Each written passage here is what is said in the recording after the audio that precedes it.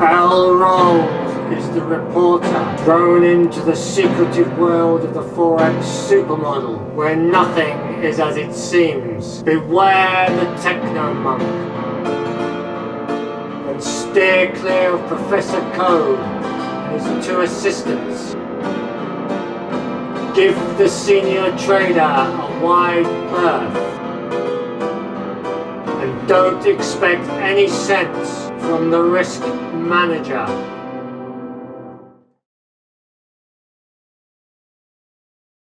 Good morning, I'm Professor Code. This is the Forex Super Model daily briefing for Thursday the 15th of the 7th, 2021. The time is just coming up to 0425 GMT. Asian session coming to close. European session firing up, our lunchtime, North American session. Right, yesterday, Wednesday the 14th, then we had a negative opposed driver in the dollar at minus 174. Front and back door flows mainly going into the yen at plus 124, into the euro at plus 64, and the pound was the negative rock at minus 14. Activity plus or minus 188.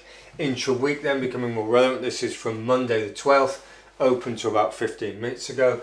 We've got a positive opposed driver in the yen at plus 211. Front and back door flows mainly coming out the pound at minus 191, out the euro at minus 118, and the dollar is the positive rock at plus 98. Activity plus or minus 309. Right, so over this week then we've been having yen strength again. Remember last week we had yen strength, then we had this like Friday it dropped off. And then Monday it was weak, and then it's picked up since then really. So we've got yen strength, pound weakness, euro weakness, and a bit of dollar strength. Intraday, this is the Asian session to about 15 minutes ago. We've got an opposed negative driver in the pound at minus 92. Front and back door flows mainly going into the yen at plus 61, into the dollar at plus 40, and the euro is a negative rock at minus 9. So the yen strength is starting to think about coming off because it's not driving anymore. The pound is negatively driving at the moment. Right, so what's going to knock it about, or has knocked it about? The Australian employment change came in on balance is pretty neutral, just neutral to positive. China GDP is mixed, and today we've got GBP claimant counts, and NZD CPI, which is pretty much at the end of the day. So that's for tomorrow really. On Friday, the last day of the week, we've got JPY rates decision, Bank of Japan, and the US retail sales and Michigan consumer sentiment. Right. And also we've had New Zealand rates decision and CAD's rates decision. So that was yesterday. Right, so let's have a look at the flows.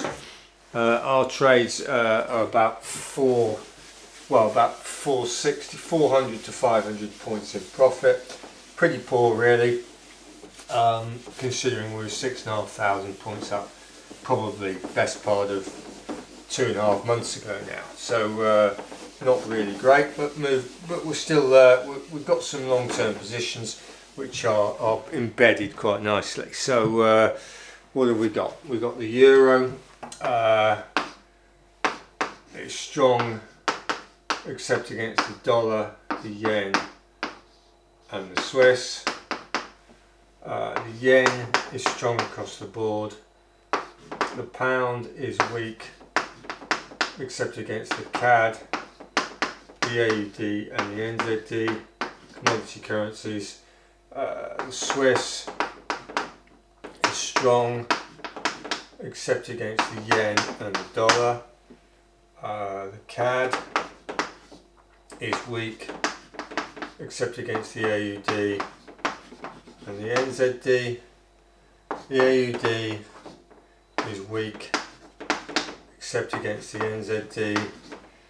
The NZD is weak across the board, and the dollar is strong except against the yen. So what have we got? We've got yen strength, New Zealand weakness, and general weakness in the commodity currencies. So there you have it, and take your pick in the middle. Right, let's have a look at the asset classes, and then we'll do the final analysis.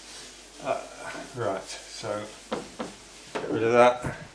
Right, US dollar index.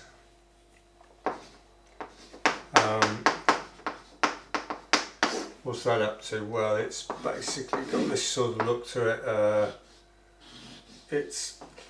It broke. It's come back to its previous resistance high. So the dollar index is still pretty high, but it's just come back a little bit. Gold's got this sort of look to it. It's 0.35 from the high, so gold's come up quite a bit. Oil broke basically, and it's now about 0.33 from the high, so it's come back. Wall Street, let's have a look at Wall Street. Basically, it's got this sort of look to it. It went to an all-time high. It came back. It didn't quite make it. It went to the high again, and now it's back at the secondary high. So that's where we are there. S&P broke, and it's come back slightly. Tech broke again, and it's remained high. So that's your US equity situation. US 10-year on the bond. We've got this sort of situation here. It broke on the price, so yields came off, and the price is on the up again. So yields are pretty soft US wise in relative terms, and the bund basically has been is looking like this really. So it's up near the price highs, so the yields are relatively low. So you've both got this high price in bund and US 10-year, relatively low yields in both of those. So and we've got the copper. Copper's got this choppy look to it, and it's 0.40 from the floor, so it's not quite half marks. So it's still pretty weak. And US steel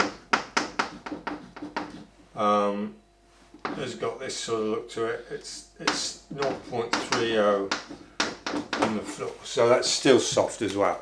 So not really getting going on the commodity front. Right, so let's just get rid of this and do the final analysis then. So we're coming up to the end of the week really. Once we've got Thursday and Friday to contend with. What have we got?